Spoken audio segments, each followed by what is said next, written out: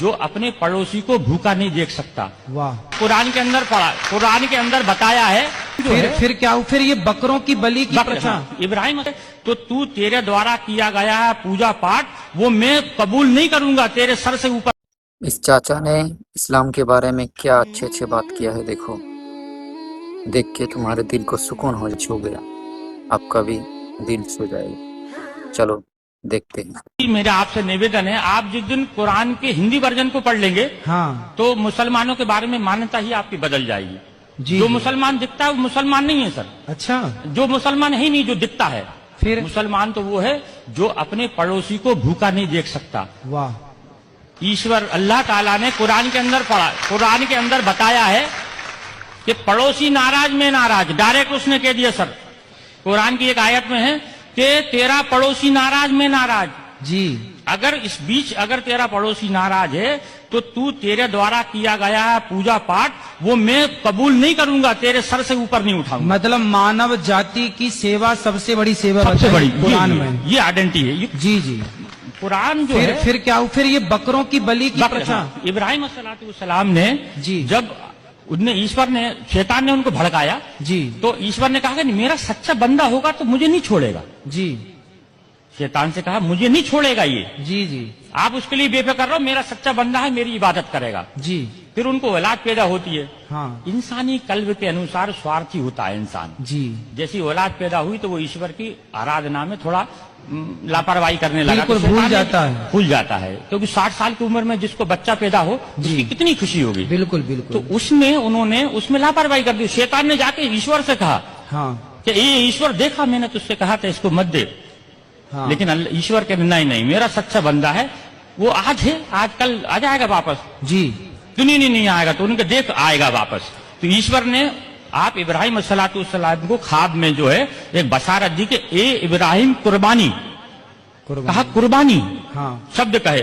तो इब्राहिम अलैहिस्सलाम ने उस वक्त के हिसाब से 100 ऊंटों को जुबा कर दिया, कुर्बान कर दिया। 100 ऊंटों को कुर्बान कर दिया, क्योंकि अल्लाह की तरफ से कुर्बानी का मतलब होता है अपने लिए किसी चीज का त्याग कर देना। कुर्बानी का मतलब ये नहीं जानवर को काट देना। अच्छा, अपने लिए त्याग कर देना किसी चीज का, उसका नाम कुर्बानी है। अपनी बुराइयों का त्याग कर देना। हाँ, ठीक तो है। फिर इसके बाद ऐसे करके 3 दिन तक उनको ख्वाब आए।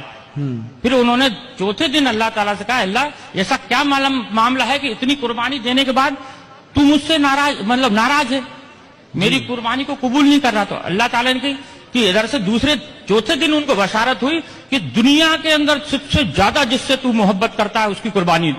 अच्छा, तो अब उन्होंने फिर अपनी पत्नी से कहा कि अल्लाह की तरफ से ऐसा आया है कि कुर्बानी मांग रहे हैं। फिर अल्लाह ताला ने उसकी बीवी ने समझाया, आपकी बीवी ने समझाया कि आप सबसे ज्यादा किससे मोहब्बत करते हैं? तो लगे कि मैं अपने बच्चे से मोहब्बत करता हूं। तो उन्होंने कहा कि आप इसी की कुर्बानी मांग रहे हैं। अच्छा, ईश्वर उनसे कुर्बानी मांग रहे हैं। जी जी। तो फिर आगे ये होता है कि ये बात दोनों मियाँ बीवी करते हैं। तो इस्माइल अलैहिस्सलाम जो रहते हैं वो सुनते रहते हैं। 5 साल की उम्र होती है उनकी जी। 5 साल का बच्चा थोड़ा समझदार हो जाता है। ठीक है। और आप तो नबी थे इस्माइल अलैहिस्सलाम। जी जी। तो ये बीवी से कहते हैं कि इसको नहला धुला के कंप्लीट करना और इस एक रस्सी कपड़ा और छुरी मेरे झोले में रख देना, इनको नहला धुला के मैं घर में कुर्बानी करूंगा तो ये रोएगा गड़गड़ाएगा, तुम्हारे भी आंसू बहेंगे, इसको मैं जंगल में ले जाके कुर्बान करूंगा इसको मैं। जी जी।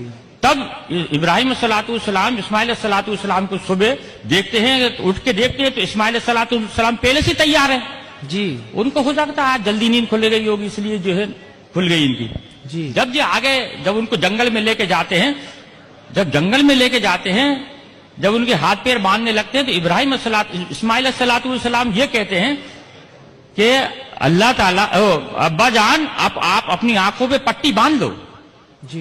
क्योंकि ईश्वर ने यानी अल्लाह ने एक उनके ऊपर शर्त रखी थी कि इब्राहिम अगर तू अपनी औलाद की कुर्बानी देगा तो तेरी आंखों से आंसू का अगर कतरा भी गिर गया तो मैं तेरी कुर्बानी को कबूल नहीं करूंगा।